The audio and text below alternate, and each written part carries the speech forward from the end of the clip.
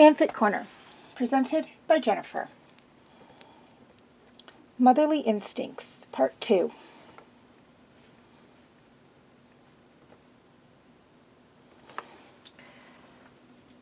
Callum, Rayla, Ezran, Ellis, Claudia, and Cern were sitting in the dining room talking about all their childhood. Some stories were happy, and some were sad, and some were bizarre, and some were just crazy. Claudia was so into a science book she didn't realize Soren was talking about her, revealing her deepest secrets to the rest of the group. She came back to reality when they all burst into laughter. What? She looked confused, and the laughing died down. He done that? For real? Alice asked.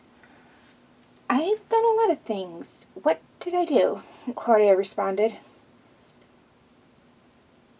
You read that book upside down in the market while having a trail of some sort of substance behind you? That was a very difficult book in a very different language. How was I supposed to know that way is meant to know what way it was meant to be read? And Soren, why would you tell them? She shouted at Soren, but he just smirked. What's the matter, sis? Don't like me revealing your embarrassing public traumas? She crossed her arms and her book fell off her lap. She watched it fall and went to pick it up, but looked at the page it was on. Hey guys, look at this.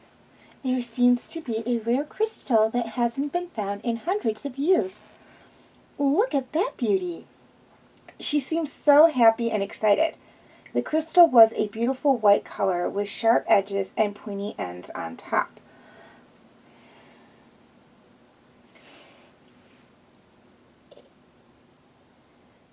If in the hands of evil, it could destroy everything we have ever known. Callum and Rayla looked at each other, both knowing what they were thinking.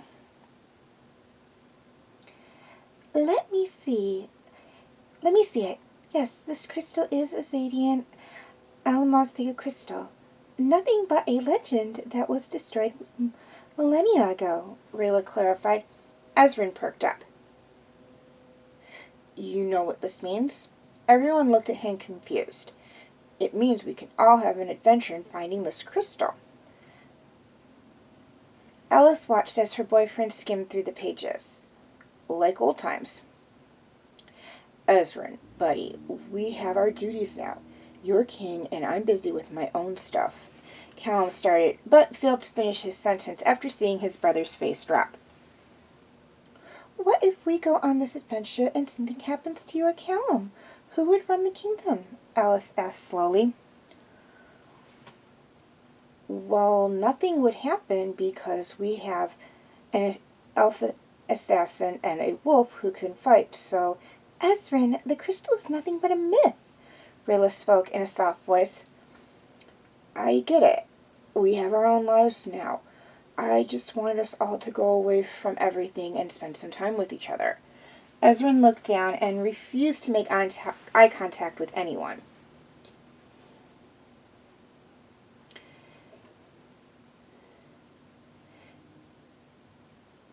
Say if you don't go out and look for this crystal, who would look after Katalis while you're gone? Ezran looked up with a sad expression on his face. You and Soren, Claudia, you two have helped with everything, so if I choose anyone, it would be you two. Soren and Claudia looked at each other and smiled. They got up from their seats and hugged Ezran. Rayla looked at Callum. She knew what he was thinking about and sighed. They looked at Ellis. She gave a knowing look and nodded her head. As we leave at sunrise. The young king looked up with a smile on his face. He grabbed Ellis's hand and pulled her away from the table and out of the room. The four adults chuckled. You two sure you got this? We don't know how long we will be. Callum was unsure, but he trusted his brother. The other siblings both nodded and escorted Callum and Rayla out of the room. Yep, now go and pack and get some rest. You'll need it. Oh, and here's the book for more info. Claudia shoved the book in Rayla's arms. She smiled and took Callum's hand as they walked out of the door. Rayla let go of the male hand and opened the book to the page they were all on and was reading the information. Callum was guiding her to their room. Callum, you know we aren't going to find anything. Like I said, the crystal was destroyed by an earth elf thousands of years ago. This information isn't true at all. We're doing this for Ezran. Maybe we do need a break. Callum put his Scottish elf wife into the room. She closed the book and got changed into some comfy PJs, as did Callum. Rayla got into the king-size bed that was neatly made and laid on her stomach.